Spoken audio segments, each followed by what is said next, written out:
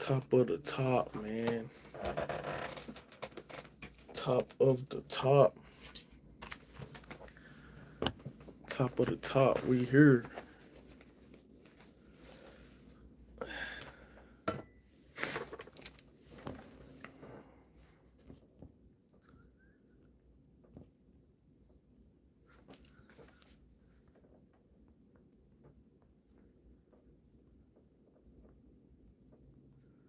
We here, baby.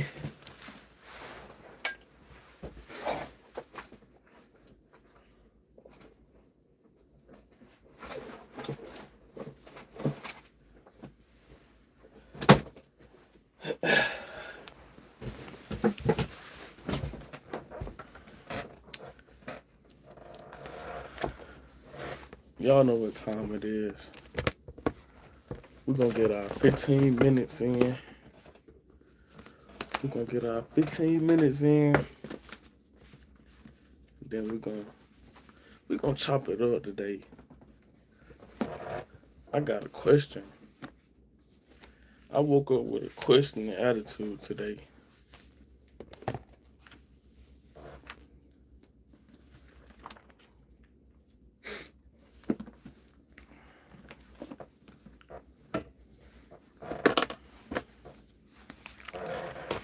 I woke up with a questioning attitude today.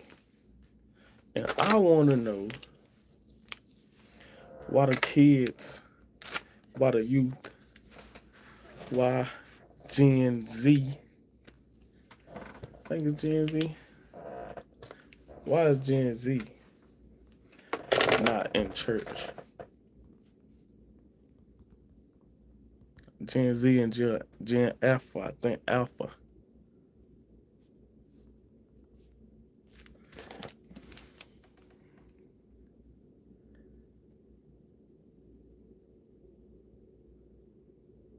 Yeah, Gen Z and Gen Alpha. I want to know why they not in church, bruh. And as y'all see the title today is kind of my answer. Bro, we feel judged before we feel loved. And it's hard for us to be in places where we automatically feel judged before we walk into the building. Like we feel judged before we feel loved. I get that. But is that a reason to keep people from going into churches and you know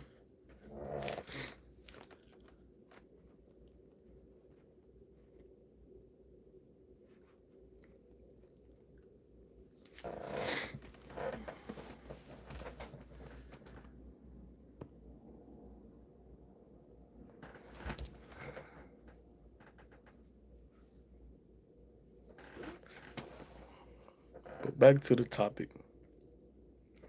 Back to the topic. We're getting our daily bread in first. We're gonna get our daily bread in first. And then we're gonna chop it up about this. Because a lot of young people need structure. And I grew up inside of the church. Me, my sisters, all my little cousins, my granddad made sure to have us in church every Sunday, every Wednesday. These churches don't even have Bible studies no more. They ain't even having Bible studies no more. Like it's almost like a joke now. Like people take it for play, like they they playing with it. When in reality, it ain't nothing to play with. It ain't nothing to play with. And like, don't get me wrong, uh, it's not all about going to church because I'm very big on relationship over religion. I understand that, but you could, with the right teaching and the right pastor, you can develop a stronger relationship inside of a church building with the right support behind you in a church with the right resources. Things could change, but they running the young kids away from church with old teachings, and that old teaching is hard for us to feel accepted uh and this generation going into an older building because like they don't know how to take us. But what's up? What's up? But I feel like some gotta change, and it's gotta change. It gotta change. But I know that the judgment is what keeping people away. But God said, "Come as you are." If you young and you watching this and you feel like you gotta shy away from church because of the way you talk, the way you dress, the way you approach certain things, man, you're not going to church for the people. You're not going to church for the folks who there. You're going to church for you. You're going for your well-being. You're going to worship God for what He done did for you. You ain't going to see what nobody else with the big hats talking about. You're not going for that.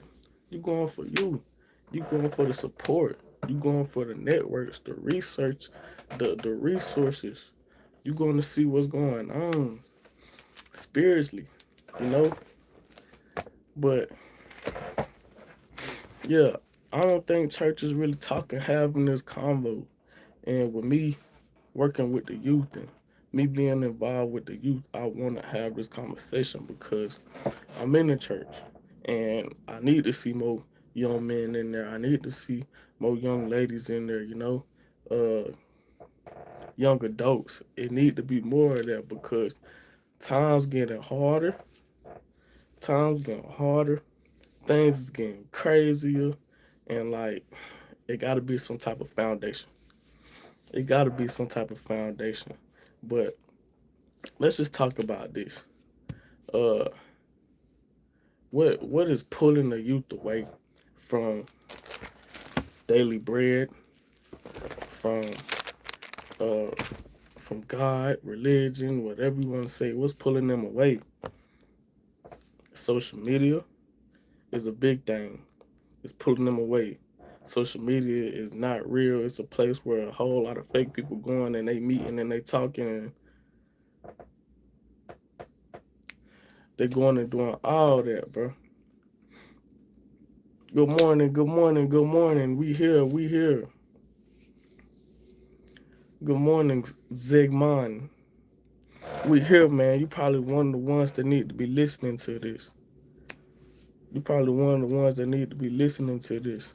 So the youth not in church because of social media, music, influencers, and like that's the problem, bro. That's the problem. We need them kids in church. We need them kids to have solid foundations. If you ain't got no solid foundation, bro, you're gonna be weak. You're gonna be weak. You're gonna be weak. You're gonna be a yes man. And it all don't come from church. Don't get me wrong. Don't let what I'm saying go over your head. It's not all coming from church. But that plays a part. They don't see the power in the information. Like social media making our children have short attention spans. So once they get in there and they sitting in there, they worried about their phone. They worried about what song they finna play, what game they finna play. Can't even stay off your phone. But bro, it's a lot to go into that, man. I just woke up with this on my brain today. Uh I know sometime today I'm gonna do a reaction. I'm gonna do a reaction video to what's going on in the church. Drewski. Drewski dropped. Drewski dropped a video, and I know there's some pastors out there that be tripping. So we're gonna chop it up about them, what's going on in the churches and why these people not taking it serious. They're not taking it serious because the leaders of the church seem to be not taking it serious. So I see what's going on, but it just gotta be a solution to this. But besides all of that, Statware, go get your merch, man. I am Statware.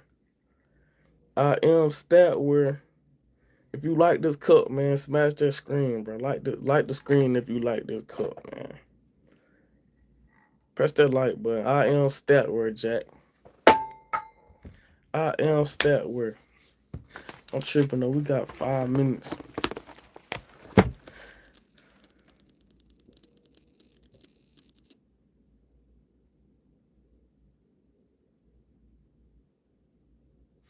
I don't know what that was, but yeah, let's get this word in. Let's get this word in.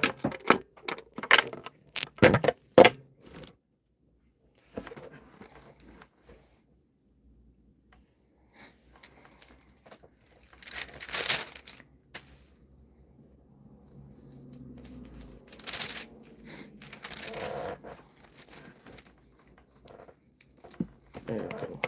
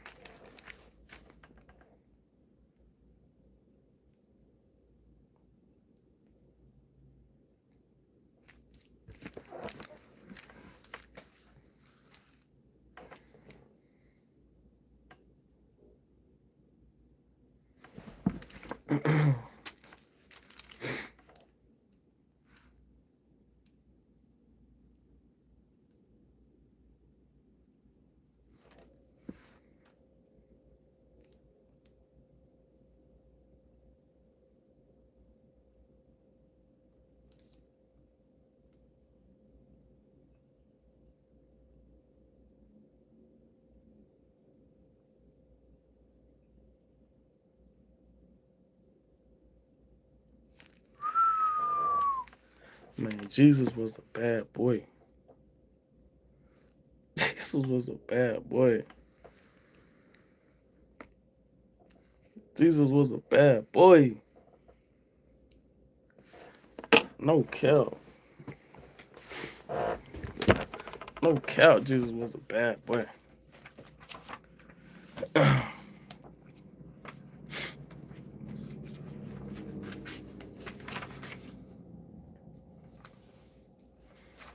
All right. So we got John 5 right now, verse 8 and 9, talking about a sick man that had been laying on his back and laying where he was at for years on years. And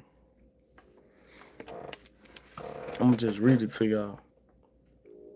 When Jesus saw him stretched out by the pool and he knew how long he had been there. He said, "Do you want to get well?" The sick man said, "Sir, when the water is stirred, I don't have anybody to put me in the pool. By the time I get there, somebody else is already in." Jesus said, "Get up, take your bedroll, start walking." The man was healed on the spot. He picked up his bedroll and started walking off. Come on, man. Come on, man. That just take me to my next point. Like,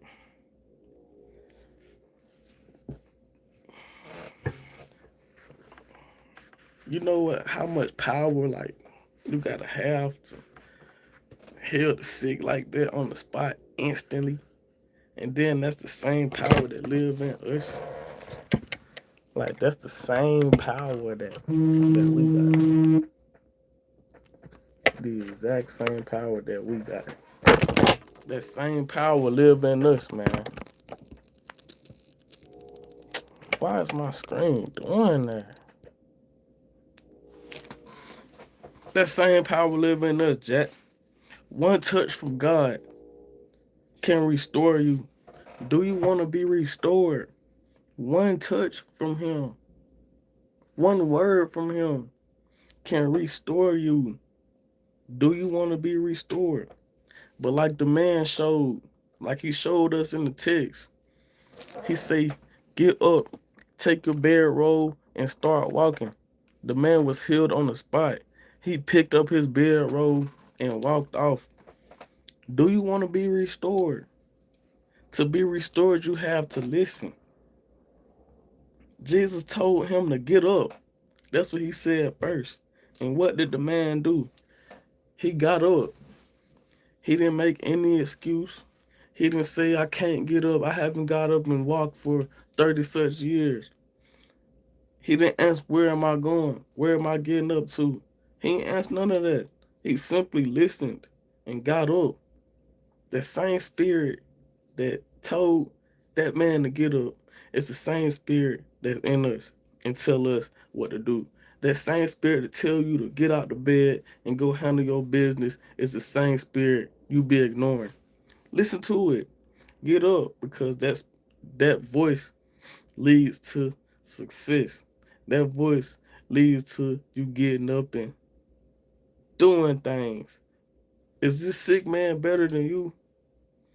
Is this sick man who was laying there for 30 some years better than you? Get up, Jack. Get up, man. In order to be restored, you have to listen. It's a must.